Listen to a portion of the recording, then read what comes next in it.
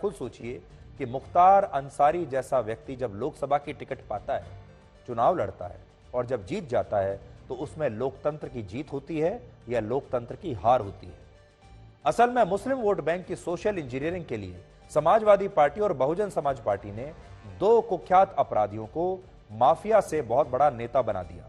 इनमें समाजवादी पार्टी ने अतीक अहमद को खुलकर राजनीतिक संरक्षण दिया और मायावती की बहुजन समाज पार्टी ने उसके मुकाबले में मुख्तार अंसारी को राजनीति के मैदान में उतार दिया। तो ये दो बड़े गैंगस्टर, दो बड़े अपराधी, दो बड़े माफिया जिनका उदय एक साथ हो रहा था, दोनों ही नेता बनना चाहते थे और नेता बन भी गए। एक को बनाया समाजवादी पार्टी ने, मुलायम सिंह यादव ने, दूसरे को बनाया मायावती ने।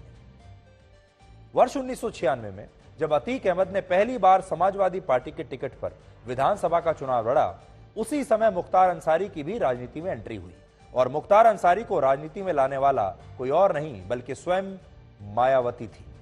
मायावती की पार्टी ने ही वर्ष 1996 में मुख्तार अंसारी को विधानसभा चुनाव में अपना उम्मीदवार बनाया और इस तरह मुख्तार अंसारी ने चुनाव जीतकर वो अपराधी से नेता बन गया और इसके बाद वो भारत के लोकतंत्र में मौजूद खामियों का लगातार फायदा उठाता चला गया।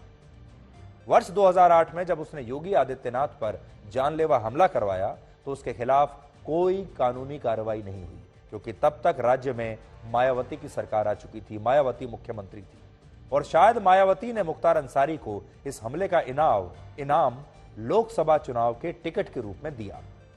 वर्ष 2009 में मुख्तार अंसारी ने वाराणसी संसदीय क्षेत्र से बीएसपी की टिकट पर लोकसभा का चुनाव लड़ा, लेकिन इन चुनावों में वो बीजेपी के नेता मुरली मनोहर जोशी से सिर्फ 18,000 वोटों से हार गया।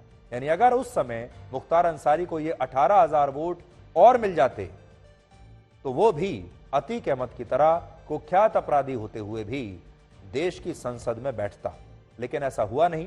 हालांकि इस दौरान मुख्तार अंसारी विधानसभा चुनाव में लगातार जीतता रहा और वो कुल 5 बार विधायक बना। इसके अलावा मुख्तार अंसारी ने कौमी एकता दल नाम की एक पार्टी बनाई जिसके साथ गठबंधन करने के लिए समाजवादी पार्टी और बहुजन समाज पार्टी दोनों ही बेताब थी। वर्ष 2016 में जब पारिवारिक मतभेदों की वजह से गठबंधन के बाद भी मुख्तार अंसारी की पार्टी का विलय समाजवादी पार्टी में नहीं हुआ तो मायावती ने उसकी मदद की और 2017 में मुख्तार अंसारी का पार्टी का विलय बहुजन समाज पार्टी में हो गया। इससे भी ज्यादा दुख की बात यह है कि मुख्तार अंसारी वर्ष 2009 से लगातार जेल में बंद है। 2009 से लगातार जेल में है। उसके खिलाफ 60 से ज्यादा आपराधिक मुकदमे दर्ज हैं, लेकिन इसके बावजूद मुख्तार अंसारी जेल के अंदर रहते हुए 2 बार विधानसभा का चुनाव जीत चुका है और आज उसका बेटा अब्बास अंसारी भी जेल में बंद है, लेकिन वो भी विधायक है और उसका भाई अफजल अंसारी को भी 29 अप्रैल को ही जेल भेजा गया है और कोर्ट ने उसे गैंगस्टर एक्ट में एक मामले में 4 साल की सजा सुनाई है, जिसके बाद उसकी सदस्यता रद्द हुई है। अफजल अंसारी भी बीएसपी का ही सांसद है, लेकिन आज ही कोर्ट के फैसले के बाद उसकी सदस्यता, संसद की सदस्यता रद्द हुई है और इस मामले में अदालत ने मुख्तार अंसारी को भी 10 साल कैद की सजा सुनाई है। इसलिए आज हम ये सवाल आपसे कर रहे हैं कि क्या अतीक अहमद के बाद अगला नंबर मुख्तार अंसारी का ही है, क्योंकि यूपी में बच्चा बच्चा यही सवाल पूछ रहा है। मुख्तार अंसारी और अतीक अहमद की कहानी में और भी कई समानताएं हैं। दोनों एक जैसे हैं। दोनों पहले माफिया बने और फिर नेता बने। दोनों के भाई उनके अपराधों में पूरी तरह शामिल रहे। जैसे अतीक अहमद का भाई अशरफ अहमद पूर्व विधायक था और अतीक अहमद के इशारों पर लोगों का दमन करता था, अत्याचार करता था, वैसे ही मुख्तार अंसारी का भाई भी जो अब जेल में है वो भी अब पूर्व सांसद बन गया है। अतीक अहमद के 2 बेटे जेल में हैं, मुख्तार अंसारी का भी एक बेटा जेल में है। अतीक अहमद की पत्नी शाइस्ता परवीन भी उसके अपराधों में शामिल थी और फरार है। इसी तरह मुख्तार अंसारी की पत्नी भी उसके अपराधों में बराबरी से शामिल रही और वो भी अब फरार है। एक और बात, जिस तरह अतीक अहमद अपनी हत्या से पहले खुद को साबरमती जेल से प्रयागराज की जेल लाने पर डरा हुआ था, वैसे ही मुख्तार अंसारी को अप्रैल 2021 में जब पंजाब से यूपी की जेल में शिफ्ट किया गया तब उसने भी काफी नाटक किया था वो भी यही कहता था कि मुझे यूपी में मत ले जाइए, मुझे मार डालेंगे। अतीक अहमद भी यही चाहता था कि वो उत्तर प्रदेश की जेल में ना रहे, क्योंकि उत्तर प्रदेश में कुछ भी हो सकता है। जब मुख्तार अंसारी पंजाब की जेल में था, तब वो व्हील चेयर का सहारा लेता था, व्हील चेयर पर चलता था, कहता था उसके पैरों में तकलीफ है, वो चल नहीं सकता। वीआईपी ट्रीटमेंट उसे मिलता था। अदालत में जब पेश करते थे उसे, तो इस तरह नवाबों की तरह बैठकर वो व्हील चेयर पर जाया करता था। तस्वीरें आप देख लीजिए, चारों तरफ पुलिस होती थी और पुलिस पूरा सहयोग करती थी मुख्तार अंसारी के साथ, आप खुद देख लीजिए। और मुख्तार अंसारी पंजाब की जेल में ऐश कर रहा था, उसे किसी तरह की कोई समस्या नहीं थी। पुलिस भी कोऑपरेट कर रही थी, पंजाब की सरकार भी कोऑपरेट कर रही थी, कोई किसी प्रकार का डर नहीं था।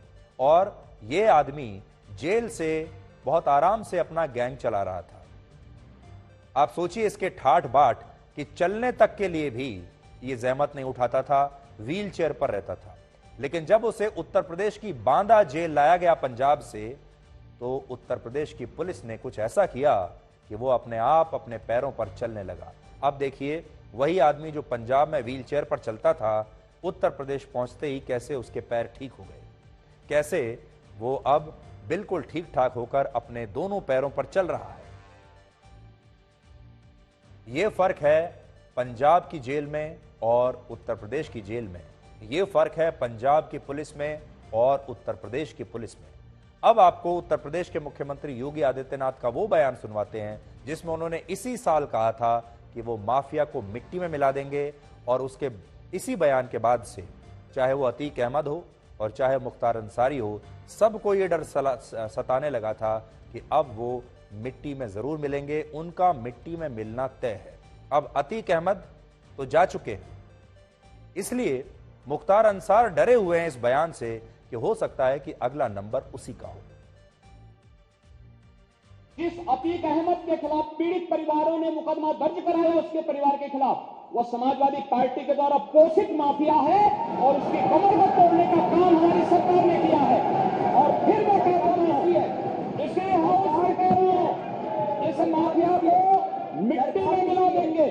सरकार किसी है, सरकार किसी है, मतलब क्या हो, ये माफिया है, इनको मिट्टी में मिलाने का काम करेंगे। अपराधी आप लोग हैं, अपराधी को भी दूर कर।